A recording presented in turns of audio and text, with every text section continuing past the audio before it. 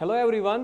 तो कंटिन्यू करते हैं हमारे एग्जाम ओरिएंटेड क्वेश्चंस की जो सीरीज चल रही है ना बिजनेस स्टडीज में फॉर क्लास 12, उसी को कंटिन्यू करते हुए हमारा जो आज का क्वेश्चन है that is management as science and art. आपके जो पेपर है ना फाइनल एग्जाम जो होते हैं बोर्ड उसमें डायरेक्टली क्वेश्चन आता है define management as science as well as art. ठीक है, तो हम इस क्वेश्चन को किस पैरामीटर पे सॉल्व करेंगे? हम क्या करेंगे यहाँ पर, हम सबसे पहले देखेंगे, हमें देखना है management as science and art. क्या मैनेजमेंट जो हमारे पास है ये साइंस है, आर्ट है, या दोनों है या दोनों नहीं है? ठीक है, तो हम करेंगे काम, हम यहाँ पर क्योंकि हमें रिलेशन दिखाना है मैनेजमेंट का साइंस और आर्ट के साथ, तो हम करेंगे काम, हम यहाँ पर साइंस के बेसिक कैरेक्टरिस्टिक्स देखेंगे और आर्ट के बेसिक कैरेक्टरिस्टिक्स देखेंगे। अगर हमें वो साइंस और आर्ट के कैरेक्टरिस्टिक्स में मिले, मैनेजमेंट में मिले, so we can say that management is science as well as art. और अगर हमें नहीं मिले तो हम बोलेंगे मैनेजमेंट ना ही साइंस है ना ही आर्ट है। हमने इस क्वेश्चन को इस पैरामीटर पे रखा है, जैसे हम कभी डेली लाइफ में भी बोलते हैं ना कि वो दो भाई आपस में मिलते हैं, या वो दो बहनें आपस में मिलती है,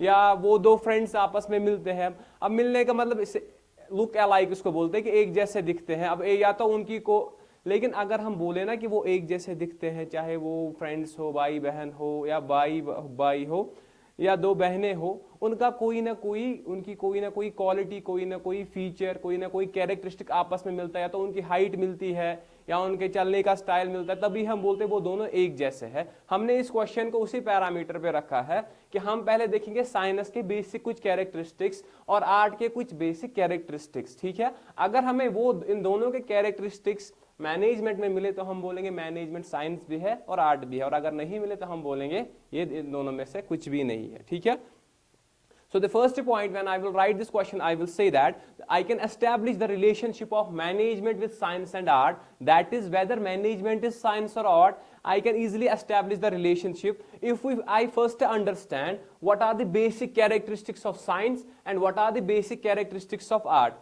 जब ये दोनों मैं समझ लूंगा कि साइंस के बेसिक कैरेक्टरिस्टिक्स क्या है, उसके फीचर्स क्या है, आर्ट के बेसिक कैरेक्टरिस्टिक्स है, फीचर्स क्या है, उसके बाद हम देखेंगे क्या हमें ये फीचर्स, ये कैरेक्टरिस्टिक्स मैनेजमेंट में मिलते हैं। अगर मिले तो हम बोलेंगे मैनेजमेंट साइंस भी है, आर्ट भी है। तो यहां पर लिखा हुआ है, सबसे पहले हम देखते हैं जो हमारे पास साइंस है उसके क्या कैरेक्टरिस्टिक्स है। तो science is a systematised body of knowledge, पहला कैरेक्टरिस्टिक्स, यानी एक यहां पर पूरी बॉडी ऑफ नॉलेज है जो एक सिस्टमाइज्ड वे में अरेंज करी गई है। उसके बाद दूसरा यहां पर प्रिंसिपल्स है बेस्ड ऑन एक्सपेरिमेंट्स, हम साइंस के कैरेक्टरिस्टिक्स की बात कर रहे हैं। ठीक है, the third is cause and effect relationship, science में कॉज एंड इफेक्ट रिलेशनशिप होता है। And the fourth is universal acceptance of principles, जो साइंस के प्रिंसिपल्स है वो यूनिवर्सली एक्सेप्टेबल है, वो इंडिया में भी अप्लाई होंगे और यूएसए में भी सेम अप्लाई होंगे। बात आपको समझ आई? ये हो गई किसके कैरेक्टरिस्टिक्स? साइंस के। बेसिक हमने लिखे, 4 ही लिखे। इसके बाद हम आर्ट की बात करते हैं। इसका पहला कैरेक्टरिस्टिक्स है प्रैक्टिकल नॉलेज। किसी भी आर्ट को सीखने के लिए पहले आपको उसकी प्रैक्टिकल नॉलेज होनी चाहिए, पहला। दूसरा पर्सनलाइज्ड एप्लीकेशन, अब जो आपको नॉलेज है वो आपको अप्लाई भी करनी है, समझे, उसी को बोला जाता है पर्सनलाइज्ड एप्लीकेशन।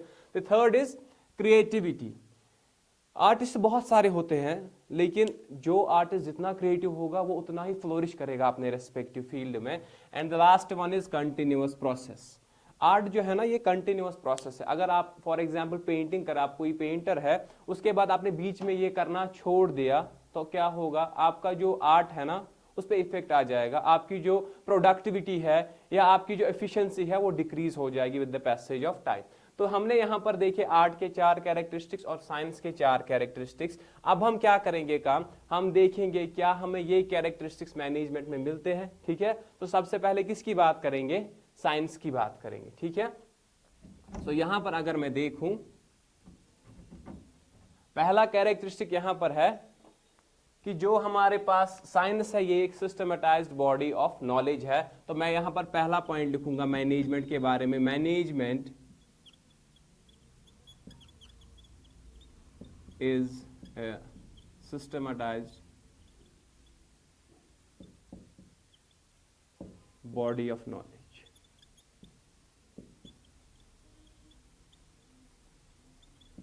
जो मैनेजमेंट है ये एक सिस्टमेटाइज्ड बॉडी ऑफ नॉलेज है। तो हमारा पहला कैरेक्टरिस्टिक यहाँ फुलफिल हो गया। अब कैसे सिस्टम, अब देखेंगे मैनेजमेंट में आप बहुत सारी डिग्रीज कोर्सेज यहाँ पर अब आए हैं और वो with the passage of time और भी बहुत ज्यादा डेवलप हो रहे हैं। ठीक है, तो उसी को बोला जाता है management is a systematised body of knowledge. जैसे साइंस में एक पूरी एक बॉडी ऑफ नॉलेज है ना, ऐसे ही मैनेजमेंट अब एक सेपरेट डिसिप्लिन बन गया है कॉमर्स फील्ड में। So management is a systematised body of knowledge. ठीक है, हो गया आपको। Point number second, management principles, यहां पर हमें लिखा है प्रिंसिपल्स बेस्ड ऑन एक्सपेरिमेंट्स। अब हम मैनेजमेंट के प्रिंसिपल्स की बात करेंगे। जो मैनेजमेंट के प्रिंसिपल्स है ना,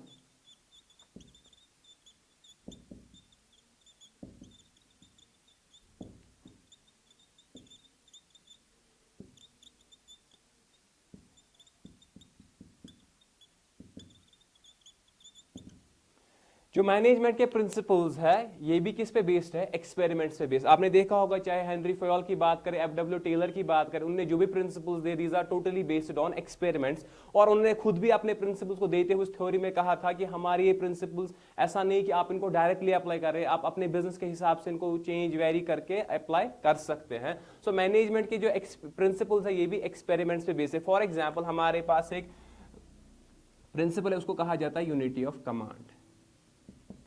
यूनिटी ऑफ कमांड प्रिंसिपल कहता है अगर एक बंदा है जो बिजनेस में एक एज एन एम्प्लॉय काम कर रहा है, इसका एक ही सुपीरियर होगा। अगर दो सुपीरियर हुए इसका काम अच्छे से नहीं होगा। ये प्रैक्टिकली पहले अप्लाई करा है कि एक बंदे के दो हमने सुपीरियर रखे हैं, वो दोनों का काम नहीं कर पा, क्योंकि एक बंदा एक काम, दूसरा बंदा दूसरा काम देता था, उसका काम अच्छे से नहीं हो पाता था। सो यूनिटी ऑफ कमांड जो है ये बोलता है there should be one head for a particular employee और उसका एक ही प्लान होना चाहिए। This is unity of command. तो ये तभी हमने डेवलप करा जब हमने इस पे एक्सपेरिमेंट्स करे।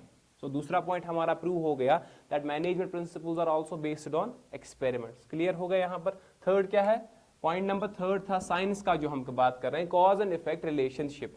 तो यहां पर आप देखो कॉज एंड इफेक्ट रिलेशनशिप जो है ना वो मैनेजमेंट में भी है। कॉज एंड इफेक्ट रिलेशनशिप अब आप बोलेंगे कैसे है।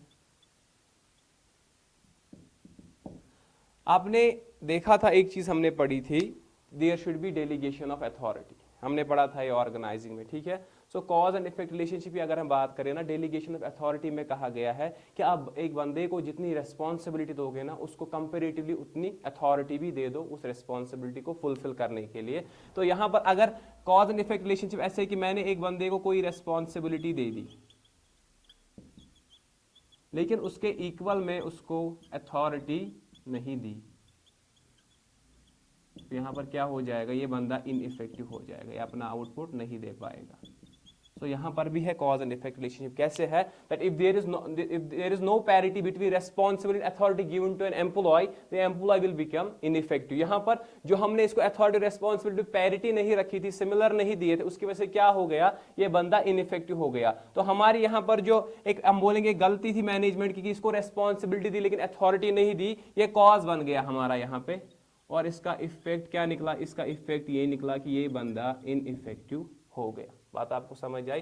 The last point is that the principles of science are have universal acceptance. ठीक है, सो अगर मैं देखूं पॉइंट नंबर 4 यहाँ पे जो मैनेजमेंट के भी प्रिंसिपल्स है ना, these are also having universal acceptance. ऐसा नहीं है कि आपने यहाँ पर मैनेजमेंट में कोई डिग्री करी है, आप इंडिया से बाहर जाएंगे तो वहां वो अप्लाई नहीं होगा, सेम चीजें वहां पर भी अप्लाई होंगी। ठीक है, हो सकता है वहां बिजनेस एनवायरनमेंट थोड़ा यहां से चेंज्ड हो, but the thing is that आप जो प्रिंसिपल्स यहां सीखेंगे ना वही वहां पर भी अप्लाई होंगे। अदरवाइज अगर ऐसा नहीं होता, यूनिवर्सल एक्सेप्टेंस नहीं होती, तो आप अगर किसी दूसरी कंट्री में शिफ्ट करते फॉर जॉब, आपको पहले वहां नए से पढ़ना पड़ता कि वहां क्या चीज है। बात आपको समझ आई।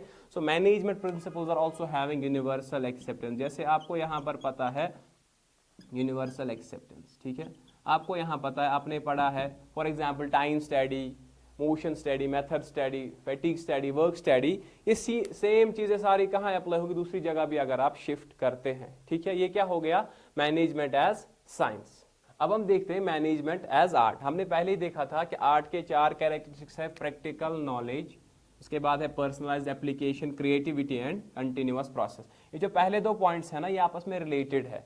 अब आप देखो, आपको ये भी समझना है साथ साथ कि अगर हम बोलते हैं ना कि मैनेजमेंट में कोई कैरेक्टरिस्टिक्स है, दैट मींस मैनेजमेंट लेकिन रियल में तो एग्जिस्ट नहीं करती है ना, आप इसको देख नहीं सकते। तो जो मैनेजर्स करेंगे ना, हम उसी को बोलेंगे व्हाट मैनेजमेंट डज। बात आपको समझ आई। यहां पर पहली चीज लिखा है प्रैक्टिकल नॉलेज। तो आप देखो जो हमारे बिजनेस में मैनेजर्स होते हैं ना, उनको पहले प्रैक्टिकल नॉलेज होती है, उन लोगों ने मास्टर्स डिग्री करी होती है इन बिजनेस एडमिनिस्ट्रेशन और रिलेटेड डिग्री जो करी होती है, आपको समझ आ रही है बात। सो यहाँ पर जो एक मैनेजर होगा सबसे पहले वो प्रैक्टिकल नॉलेज क्या करता है, एक्वायर करता है प्रैक्टिकल नॉलेज, उसके बाद उसी नॉलेज को अप्लाई करता है। अगर हम फॉर एग्जांपल एमबीए की बात करें तो आपको 3 सेमेस्टर्स में आपको प्रैक्टिकल नॉलेज दी जाती है और चौथे सेमेस्टर में आपको क्या किया जाता है, आपको इंटर्नशिप पे भेजा जाता है एज इंटर्न। ठीक है, क्यों? ताकि जो आपने प्रैक्टिकली नॉलेज पढ़ी है थोड़ा सा आपको उसका एक्सपीरियंस हो जाए।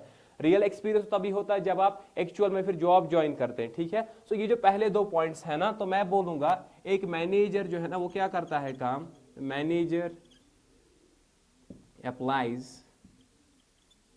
The acquired knowledge in the business to achieve business objectives। Clear हो गया आपको?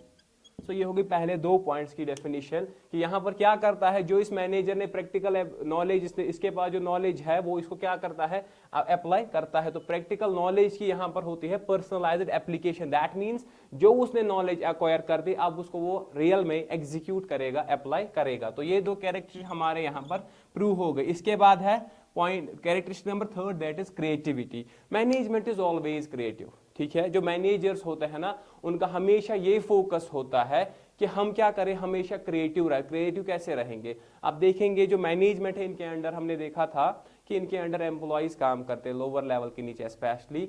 तो वो जो एम्प्लॉइज होते हैं ना most of the times they are reluctant to work, ये काम करना नहीं चाहते हैं। लेकिन यहाँ पर मैनेजमेंट क्रिएटिव होती है। जब ये बंदा काम पे आता है डिस्पाइट हैविंग फैमिली इश्यूज और एनी अदर थिंग, ये इसको काम करवाती है। जैसे ही बंदा आ जाता है काम पे तो मैनेजमेंट इससे काम करवाती है। So we can say that management is creative. Creative कैसे है, it gets its targets achieved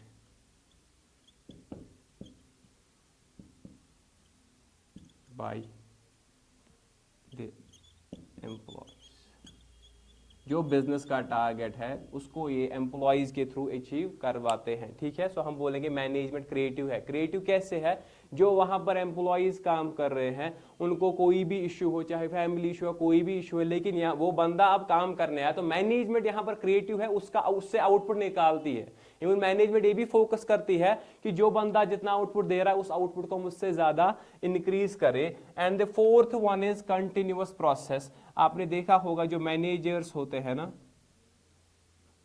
वो अपने कैरियर में कंटिन्यूअसली ग्रो करते हैं, लेकिन अगर वो फॉर एग्जाम्पल उन्होंने जॉब छोड़ दी, ठीक है, तो उनका जो ये कंटिन्यूअस प्रोसेस था ना वो ब्रेक हो गया। अब ये बंदा ज्यादा एक्सपीरियंस नहीं। अगर फॉर एग्जांपल हम बात करें, हमारे पास एक बंदा है मिस्टर ए, ठीक है, इसने किसी बिजनेस को ज्वाइन करा एज मैनेजर, ठीक है, उसके बाद इसको एक्सपीरियंस हो गया बहुत ज्यादा तो इसका प्रमोशन हो गया। बात आपको समझ आई। लेकिन अगर इसने बीच में ही जॉब छोड़ दी इसका प्रमोशन नहीं होगा। ये तो एक चीज हो गया, तो हम मैनेजर के हिसाब से बात करें।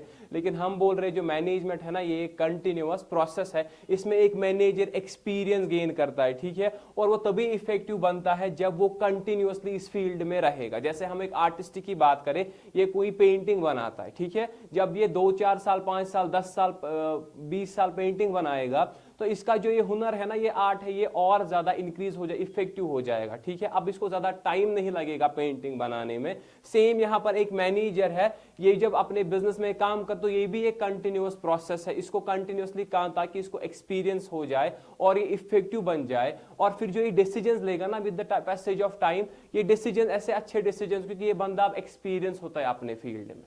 बात आपको समझ आई। So I can say that managers gain experience with the passage of time